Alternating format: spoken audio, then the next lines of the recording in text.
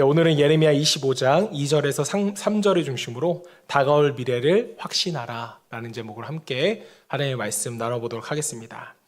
제가 성도님들에게 또 성경을 가르치면서 또 목회를 하면서 정말 뼈저리게 제가 한 가지 느끼는 게 있다면 그게 뭐냐면 우리의 신앙이 분명한 말씀 중심으로 회복되지 않으면 신앙생활을 하기란 너무나도 어렵구나.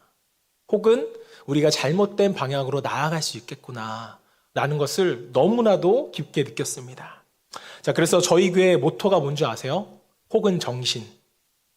네, 여기 주보 맨 위에 보시면은 적혀져 있습니다. 뭐라고 적혀 있죠? 아니요. 그건 주제고요. 표어고 왼쪽 맨 위에 보시면 있어요. 말씀 중심의 성경적인 교회입니다. 이제 아셨나요? 자, 이번에 지난주에 이제 새가족분이 등록하시면서 제가 물어봤습니다. 왜 우리 교회를 등록하시게 됐냐고 물어보니까 새가족분이 이렇게 말씀해 주시더라고요. 성경적인 교회라고 느껴져서 등록하게 되었습니다. 아멘이신가요? 저만 들은 게 아니라 지난주 다 수련회 가서 들으셨잖아요. 정말 너무나도 기뻤습니다. 아, 우리 교회가 새로운 분들이 느끼시기에도 성경적인 교회라고 느껴지는구나. 너무나도 감사하고 저에게는 기쁜 일이었습니다. 자, 그렇습니다. 우리가 말씀 중심적으로 신앙생활을 하지 않으면 바른 신앙을 소유하기란 너무나도 어렵다라는 것이죠. 어려운 것이 아니라 그것은 불가능한 것입니다. 여러분, 왜 신앙이 중요한가요? 신앙이라는 건 결국 우리의 구원과도 연결되어 있잖아요. 그래서 바른 신앙을 우리가 추구하는 것이 또 그것을 배우고 익히는 것이 너무나도 중요하다는 것입니다. 자, 그래서 이번 말씀 시리즈는 이제 다니엘서가 끝나고 무엇을 할까 좀 고민을 하다가 바른 신앙의 회복을 주제로 잡았습니다. 특히 세상, 일상, 예배, 교회 가운데 있는 우리는 이 모든 영역에서 어떻게 우리가 바른 신앙을 회복할 것인가. 코로나 이후에 우리에게 이게 다 무너졌는데 이것을 회복하는 것이 우리에게는 너무나도 중요합니다. 자, 이미 제가 여러분 설교 가운데서 이와 같은 주제로 말씀 속에 많이 말씀을 나눴지만 좀 더 주제를 잡아서 여러분에게 구체적으로 가르치려고 합니다. 자, 그 첫 번째 시간으로 우리는 세상 속에서 어떻게 크리스찬으로 살아갈 것인가 이것을 함께 나누기 원하는데요.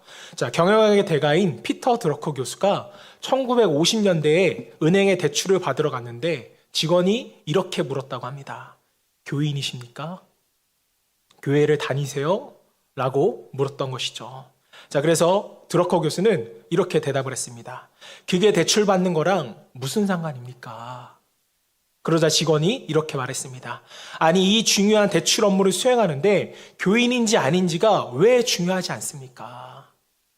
1950년대 미국은 기독교 사회였기 때문에 이런 일이 가능했습니다. 자, 그럼 오늘 우리가 현실로 돌아와서 우리가 은행 직원에게 가서 묻는 거예요. 안녕하세요. 저는 인창동에 있는 빗소교회를 다니는 집사인데 대출 받으러 왔습니다. 대출해 줄 수 있겠습니까? 라고 묻는다면 은행 직원이 뭐라고 말할까요? 이 사람 어디 아픈 거 아니야? 사기꾼인가? 아니면 미친 사람 취급을 하지 않으면 다행이죠.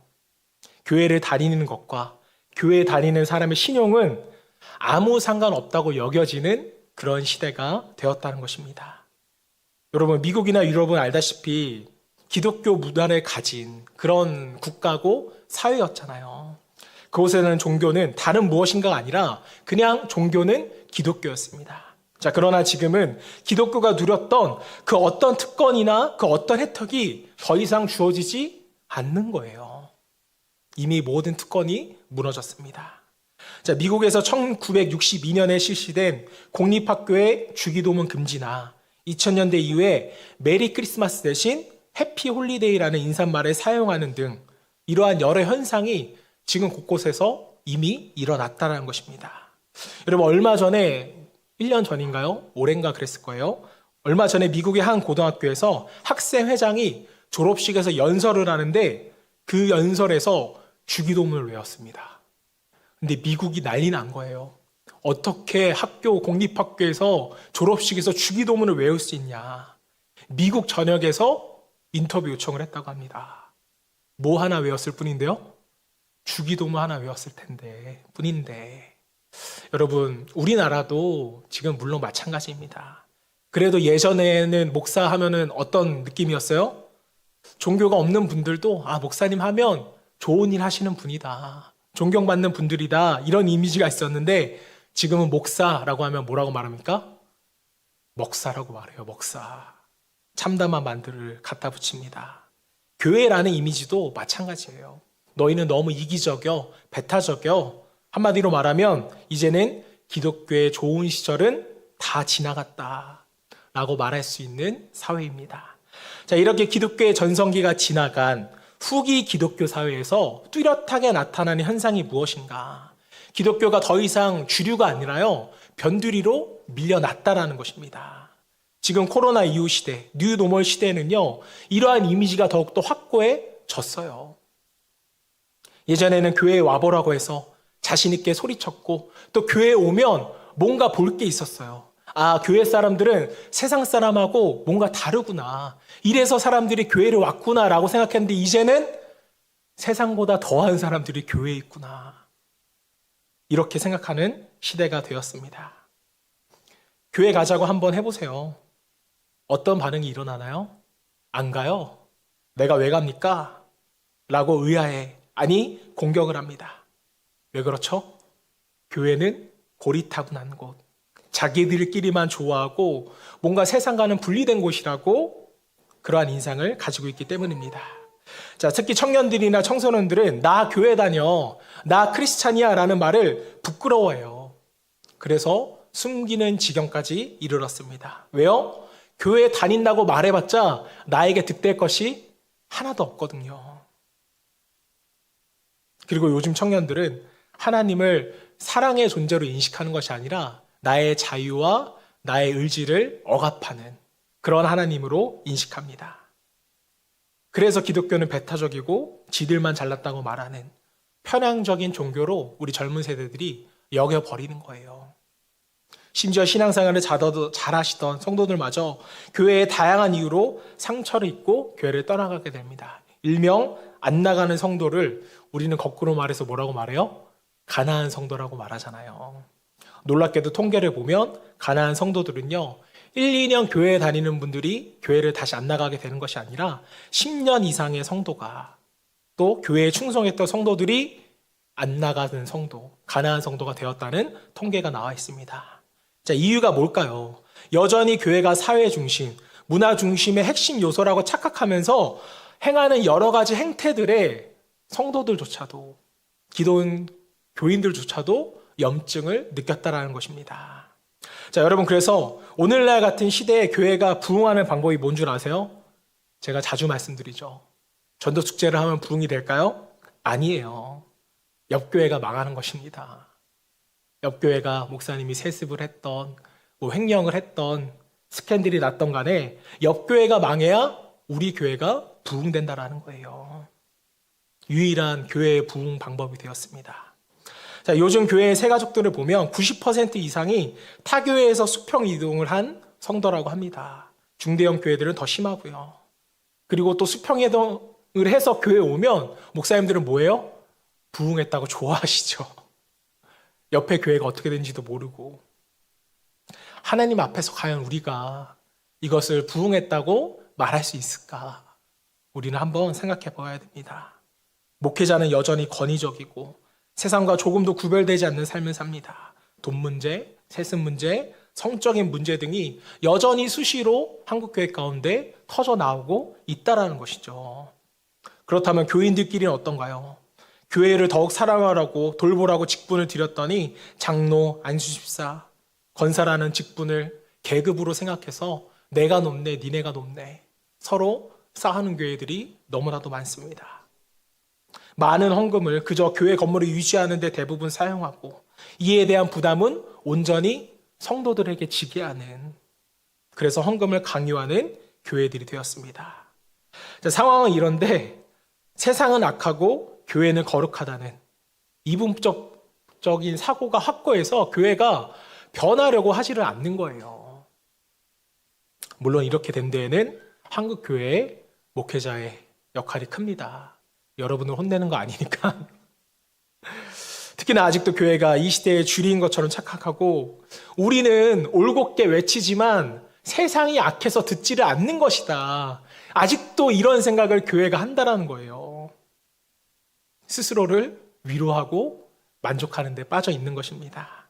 자, 이런 면에서 우리 교회는요, 빗소교회는 제가 생각했을 때, 그리고 여러분이 생각했을 때 건강한 교회라고 믿습니다. 네, 재정도 그래도 투명하게 운영하려고 여러분들 다 공개를 하고 돈을 쓰는 데 있어서도 우리 교회가 개척교회지만 어려운 이웃을 도우려고 노력하고 있잖아요. 앞으로도 이것에 최선을 다하는 교회가 저는 되리라고 믿습니다. 자, 그런데 우리 교회가 그렇게 한다고 해서 우리가 만족해야 할까요? 시대의 교회는, 한국 교회는 점점 변두리로 밀려나가고 있는데 아니죠. 우리는 우리 교회가 그렇다고 해서 또 내가 그렇다고 해서 이것에 안주하면 안 되는 것입니다. 자, 목회자들도 처음 마음을 회복하고 다시금 사명을 감당해야 하지만 성도님들 또한 책임을 느끼고 각각 한 명의 성도님들이 이 시대를 섬기는 하나님의 교회로서 여러분의 역할을 감당해 주셔야 하는 것입니다. 저 여러분 모두가 오늘 말씀 가운데 이러한 마음이 샘솟듯 쏟아져 나오기를 주님으로 소망합니다. 자, 오늘 본문 말씀을 보시면 이제 예레미야가 살았던 이스라엘의 배경이 이제 후기 기독교 사회와 비슷하다는 걸, 너무 닮아 있다는 것을 우리는 느끼게 됩니다. 자, 이 말씀을 통해서 우리가 세상 속에서 크리스천으로 살아가는 것이 어떤 의미인지, 또 하나님이 기쁘시게 하는 성도가 어떤 길인지 여러분과 저 여러분 모두가 돌아볼 수 있는 귀한 시간이 되기를 먼저 주님으로 축복합니다. 자, 오늘 본문인 예레미야를 이해하시려면 우선 25장부터 28장까지를 여러분들이 좀 살펴보아야 됩니다. 자, 여기에는요, 예레미야 전체에 큰 축을 이루는 논쟁이 있어요. 바로 올바른 선지자 예레미야와 거짓 선지자 사이에 논쟁이 들어가 있습니다. 자, 그런데 우리가 예레미야가 참 선지자라는 인식이 있어서 그런데 말씀만 보시면요, 누가 참 선지자고 누가 거짓 선지자인지 잘 구별이 안 갑니다. 자, 왜 그런가 살펴보면 거짓 선지자들이 하는 말이 객관적으로 보면 틀린 말이 아니기 때문이에요.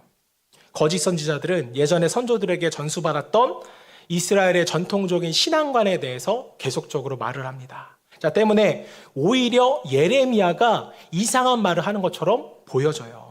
자, 그렇다면 거짓 선지자의 메시지는 무엇인가? 바로 하나님은 우리를 구원하실 것이다. 하나님은 이스라엘을 벌하지 않을 것이다. 하나님은 우리에게 평강 주실 것이다. 거짓 선지자가 이러한 메시지를 전합니다. 여러분 어떠세요? 이거 아멘으로 화답해야 될 거 아니에요? 하나님은 이스라엘을 버리지 않을 것이다. 평강 주실 것이다.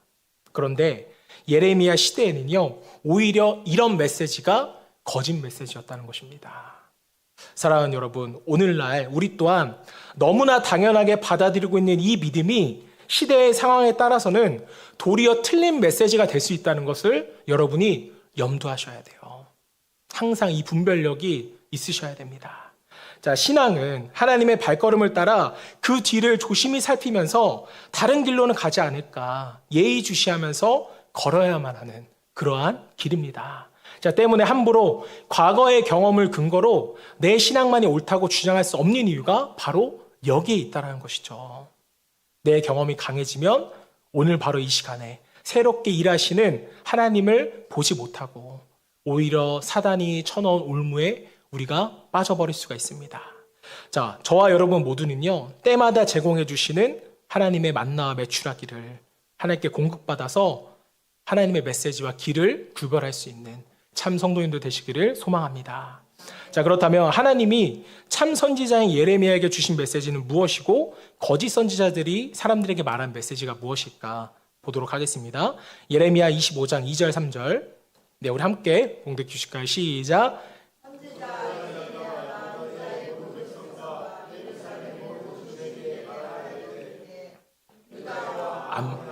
요시야 왕 13째부터 오늘까지 23년 동안 여호와의 말씀이 내게 임하기로 내가 너에게 꾸준히 일렀으나 너희가 순종하지 아니하였느니라. 이어서 10절 11절 말씀도 보겠습니다. 내가 그들 중에서 기뻐하는 소리와 즐거워하는 소리와 신랑의 소리와 신부의 소리와 맷돌 소리와 등불빛이 끊어지기에 하리니 이 모든 땅이 폐허가 되어 놀랄 일이 될 것이며 이 민족들은 70년 동안 바벨론의 왕을 섬기니라. 자, 지금 하나님께서 예레미야 선지자에게 하신 말씀인데 내용이 뭐예요? 이스라엘은 이방 민족에게 망하게 될 것이고 너희는 이방 땅에 가서 70년이나 노예 생활을 할 것이다. 이런 말씀을 주신 것입니다. 자, 우리가 지난주까지 나누었던 다니엘서의 70년이 바로 이 내용인 것이죠. 자, 그런데 이 말을 듣고 거짓 선지자가 발끈하는 거예요. 26장 7절 8절입니다. 예레미야가 여호와의 성전에서 이 말을 하매 제사장들과 선지자들과 모든 백성이 들더라. 예레미야가 여호와께서 명령하신 말씀을 모든 백성에게 전하기를 마침에 제사장들과 선지자들과 모든 백성이 그를 붙잡고 이르되 내가 반드시 죽어야 하리라. 예레미야가 전한 바벨론을 포로로 끌려간다는 하나님의 뜻은요, 이스라엘 백성들이 이해할 수 없는 그러한 말씀이었습니다. 자, 때문에 어떻게 해요? 예레미야를 죽이려고까지 하죠. 왜 그들은 이렇게 확고하게 생각했을까? 당시 이스라엘 백성들은요, 스스로를 하나님의 선민이라고 생각을 했습니다. 자, 때문에 이방인들에게는 패할 일이 절대 없을 것이라고 확신했고, 또 내가 패배하는 것은 하나님이 패배하는 것이다 라는 신앙이 있었습니다. 자, 어떻게 보면 맞는 말 같지만 여러분, 이것은 굉장히 이기적인 신앙입니다. 선지자를 통해서 돌이키라고 그렇게 경고를 했는데 순종하지 않고 제멋대로 살다가 하나님의 심판을 이야기하자 그럴 일은 없다, 이렇게 이야기를 하는 것입니다. 선민은 특별하니까 내 마음대로 살아도 순종하지 않아도 별일 없을 것이라는 아주 잘못된 믿음으로 삶 따로인 신앙, 이런 이스라엘 백성들의 모습을 단적으로 보여주고 있습니다. 자, 그런데 여러분, 우리 또한 이스라엘 백성들과 같은 생각을 가지고 있다는 거 아세요? 우리가 갖는 생각 중에 이런 생각 있잖아요. 세상 사람들보다는 내가 더 잘 될 거야. 세상 사람들은 결국 망할 거라고 여러분 생각할 때가 많지 않으세요? 평소 우리가 이러한 생각을 가지고 신앙생활을 했다면 여기서 전하는 말씀과 경고의 메시지를 우리가 잘 새겨둘 필요가 있습니다. 왜 그렇습니까? 이와 같은 믿음과 신앙을 가졌던 이스라엘 백성들이 예레미야의 메시지처럼 정말로 바벨론의 포로로 끌려갔기 때문이죠. 즉 이스라엘 백성도 심판을 받았더라는 것입니다. 자, 그럼 이제 심판이 임한 이스라엘 백성들은 어떻게 해야 돼요? 이 상황을 깨닫고 회개해야 돼요. 돌이키는 것이 맞습니다. 아, 우리가 불순종했구나. 하나님이 우리에게도 손을 대시는구나. 우리가 돌이켜야겠구나. 자신들이 틀렸음을 인정하고 선지자의 말을 되새기고 삶을 돌아봐야 되는데 이스라엘 백성들은 그렇게 하지 않아요. 그런데 뜻밖에도 이때 하나님이라는 거짓 선지자가 포로로 끌려가는 이스라엘 백성들 앞에 나와서 이렇게 말을 하는 것입니다. 28장 11절 말씀. 모든 백성 앞에서 하나나가 말하여 이르되 여호와께서 이와 같이 말씀하시니라. 내가 2년 안에 모든 민족의 목에서 바벨론의 왕 느부갓네살의 멍에를 이와 같이 꺾어버리리라 하셨느니라 하며 선지자 예레미야가 자기의 길을 가니라. 자, 이게 여러분 왜 거짓 선지자의 메시지냐면 하나님께서는 앞서 이스라엘 백성들이 몇 년 포로 생활한다고 말했어요? 70년 동안 포로 생활한다고 말했어요. 그런데 거짓 선지자는 2년 만에 돌아올 것이라고 말합니다. 70년과 2년. 사람들은 어떤 것을 더 믿고 싶어 할까요? 당연히 2년을 더 믿고 싶어 하죠. 거짓 선지자의 포퓰리즘. 전형적인 거짓 선지자의 나쁜 예입니다. 자, 하나나가 전한 메시지는 하나님이 하신 말씀이 아니라 자신들이 만들어낸 이야기, 자기가 생각한 하나님, 정확히 말씀드리면 우상의 목소리라는 거예요. 정말 중요한 말씀인데 여러분 잘 들으세요. 여러분 성경에 근거하지 않고 여러분 머릿속에서 만들어낸 하나님은요, 하나님이 아니에요. 그저 나의 머릿속에 여러분들이 우상을 새겨 넣은 것입니다. 여러분 어디 집안에 우상을 만들어 세워놓고 숭배하는 것만이 우상 숭배가 아니에요. 하나님 외에 내 머릿속에 새겨 넣는 것이 바로 우상인 것입니다. 자, 하나님은 지금 그 우상의 음성을 하나님의 음성이라고 전하고 있는 것이죠.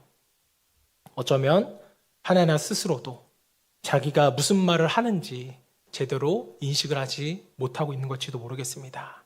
그저 사람들의 눈치를 보면서 그들의 입맛을 맞추는데 온통 정신이 팔렸기 때문입니다. 자, 내가 이 말을 했을 때 백성들이 과연 어떻게 받아들일까 이렇게 생각을 했더니 그들이 원하는 구원 그리고 평안, 위로의 메시지만 습관적으로 던졌다는 것이죠. 목회자들도 마찬가지예요. 심판 얘기하고 마지막 때를 얘기하고 종말을 얘기하고 이런 거 얘기하면 성도님들이 싫어합니다.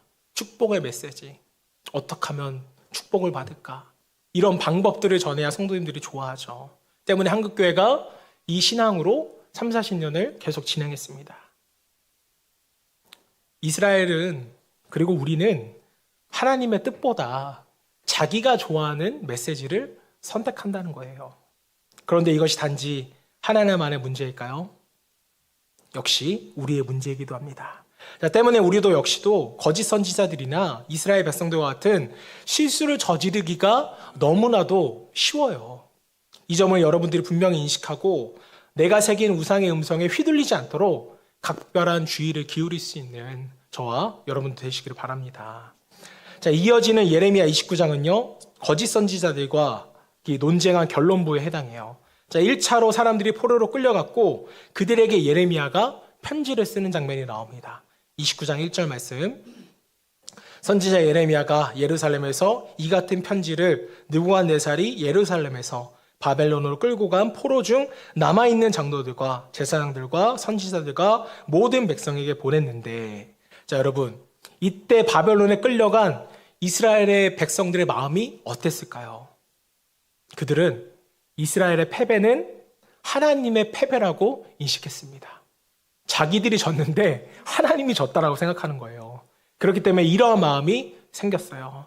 과연 우리가 끌려간 바벨론에 하나님은 계실까? 과연 바벨론 땅에 하나님이 임재해 주실까? 이러한 의구심과 두려움에 이스라엘 백성들이 빠져 있었습니다. 자, 때문에 이스라엘 백성들에게는요, 생각에는 이곳에는 하나님이 없어. 내 인생은 또 내 나라는 이제 망했어.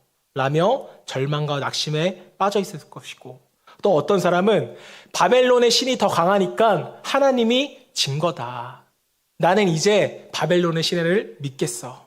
이런 사람도 있었을 것이고, 또 어떤 사람들은 이거는 있을 수 없는 일이야. 하나님의 말처럼 하나님께서 우리를 2년 만에 돌려보내실 것이야.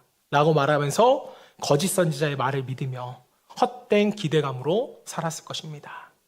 자, 여러분, 제가 왜 계속 바벨론의 포로로 끌려가는 이 포로기 시대를 설명하냐면요, 이스라엘의 상황이 딱 오늘날의 우리의 모습과 일치되기 때문이에요. 정확하게 같습니다. 기독교가 주변부로 밀려나 버린 후기 기독교 사회에서 우리도 이와 똑같은 반응을 하고 있다는 거예요. 어떤 사람들은 하나님께 실망해서 하나님에 대한 회의감을 갖고 있을 거고요. 또 어떤 사람은 신앙을 버리고 세속적인 삶을 선택해서 우상을 쫓는 그러한 삶을 살아가고 있을 것입니다. 또 어떤 사람들은 주변부로 밀려난 상황을 인식하지 못한 채 여전히 기독교가 세상의 중심이다, 이런 헛된 믿음을 가지고 살아가고 있다는 것입니다. 여러분들은 오늘날 교회가 무너지고 있다는 그런 소리가 들리십니까? 여러분들은 지금 신앙의 상태가 어떠세요? 예전과 달라진 시대 속에서 여러분들은, 또 교회는 어떤 적응을 하려고 노력하며 살아가고 계십니까? 여러분의 이러한 질문을 제가 묻지 않을 수가 없습니다. 저의 경우를 예로 든다면 저는 개척을 하고 좀 우울한 상태였습니다. 이렇게 말하면 성도님들이 불안하실지 모르지만 이 우울감은요, 영적인 우울감이에요. 제가 개척을 하려고 했을 때 얼마나 많은 분들이 교회 개척을 말리는지 모르겠어요. 지금 코로나 시대 가운데 2만 교회가 사라졌다고 하는데 지금 개척을 하면 어떡하냐, 뭐 걱정을 해주신 건데 감사하죠. 자, 실제로 지금도 계속적으로 여러분 작은 교회들은 사라지고 있습니다. 그리고 대형 교회들은 오히려 사람들이 늘어나고 있대요. 코로나 이후에 지금 기독교 내에서 통계들이 엄청나게 나오고 있는데 전체적인 한국교회 성도들은 줄었지만 각 대형교회 유튜브와 새신자 수는 많이 늘었다고 합니다. 뭐 유튜브 구독자 같은 경우에는 작으면 2, 3천 명, 많게는 2, 3만 명까지 늘어났다고 해요. 대형 교회만 여러분 부흥이 일어난 것일까요? 아니죠. 작은 교회가 없어지고 대형 교회로 쏠림 현상이 일어난 것입니다. 수평 이동이 된 것이죠. 자, 몇몇 대형 교회들을 빼고는 모든 교회가 어려운 이 시대에, 또 이 시기에 저는 절망감을 좀 느끼고 있는데 한 주간 동안 이 말씀을 보고 저의 우울감이 조금 해소됐습니다. 왜 해소됐냐면 이스라엘 백성들이 바벨론에서 70년 동안 노예 생활하는 것은요, 여러분, 돌이킬 수 없는 거예요. 왜 그렇습니까? 하나님이 계획하셨잖아요. 하나님이 이루신 것이었습니다. 우리는 그저 그 기간을요, 기도하면서 회개하면서 견뎌내야 한다는 것이죠. 그러면서 이 시대가 예레미야가 겪어야만 했던 하나님의 시간편에 있는 그 시대와 똑같다는 것이 제 눈에는 보이기 시작했습니다. 지금은 우리가 후기 기독교 사회라는 것을 인정하고 자기 자신에 대한 또 세상에 대한 교회의 깊은 성찰이 있어야 하는 그런 시기라고 저는 느끼게 되었습니다. 자, 그래서 저는 이런 표현이 맞을지 모르겠지만 저의 영적인 우울감을 여러분들도 느끼셨으면 좋겠어요. 지금 우리끼리 좋아할 때가 아니라는 거예요. 아직도 수많은 사람들이 예수를 믿지 않고 수많은 사람들이 신앙을 버리고 수많은 사람들이 교회를 찾지 못해서 괴로워하고 있습니다. 나아갈 방향을 알지 못해서 헤매고 있다는 것이죠. 저는 주변의 사람들이 계속 저한테 묻습니다. 왜 교회를 개척하셨습니까? 작은 교회는 사람도 안 가고 주변에 교회도 많고 이제는 저에게 개척해서 부흥하기는 어렵다고 지속적으로 말합니다. 자, 때문에 저에게는요, 안정적이게 생활할 만한 대형 교회에서 부교육자 하다가 분리개척을 하라는 제안이 굉장히 많았습니다. 이거를 좋지 않겠냐고 저에게 계속 추천해 주셨어요. 저도 이 질문을 받고 깊게 생각한 적이 있는데요. 저는 한 가지 확신한 것이 있습니다. 대한민국에 수많은 교회가 있지만 제가 인창동의 교회를 개척함으로써 이 교회를 통하여서 한 영혼이 구원받는다면 여러분, 우리 빗소교회의 사명은 다한 것이라고 믿습니다. 하나님은 이것을 기뻐할 거라고 저는 확신해요. 창립 예배 때도 제가 말씀을 드렸습니다. 빗소교회가 존재하는 것은 천하보다 귀한 한 영혼을 위한 교회이기 때문이라고 저는 이것을 믿고 있고요. 앞으로 우리 교회가 이러한 사명을 위해서 함께 전진하는 교회가 되리라고 믿습니다. 지금 너무 한국교회는요, 교회의 유지와 수적인 부흥에 집중하는 바람에 교회에 오지 못하는 한 영혼을 놓치는 것이 아닌가, 제가 부교육자의 생활을 하면서 너무 많이 느꼈습니다. 한 영혼을 잃어버리는 것.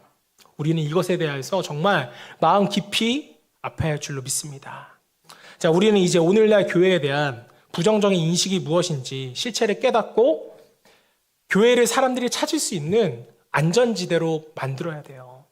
어느 누구나 와도 따뜻함을 느낄 수 있도록, 평안함을 느낄 수 있도록, 참되신 하나님을 만날 수 있도록 우리가 그 안전지대를 이루어야 된다고 믿습니다.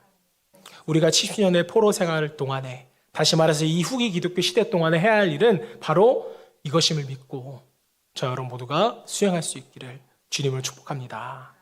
경제가 어려워지고 사회가 급속도로 변하게 되면서 많은 사람들이 여러분 미래에 대해서 이야기를 합니다. 그리고 그 미래를 보는 시각에 따라서 저는 두 부류의 사람으로 나눌 수 있는 것 같아요. 한 부류는 과연 그런 날이 올 것인가? 내가 그거 걱정해서 뭐해? 그냥 하던 대로 살면 되지 라는 생각하는 부류와 또 한 부류는 그 미래가 실제로 올 것이라고 확신하고 거기에 벌써 생각이 있는 부류예요. 오늘 하루를 나의 미래를 위해서 준비하자라는 부류입니다. 저는 이 두 시각이 현재 우리에게 닥친 기독교의 위기에 대한 여러분 시작이라고 생각합니다.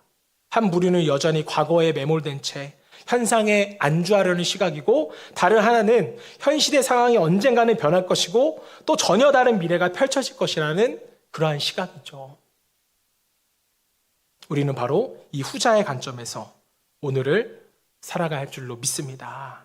이 시각을 가진 교회는요, 코로나가 왔을 때도, 또 코로나 이후 위기 때도 정말 다시금 교회에 정말 영적인 부흥과 양적인 부흥을 꿈꿨던 교회라고 저는 믿습니다.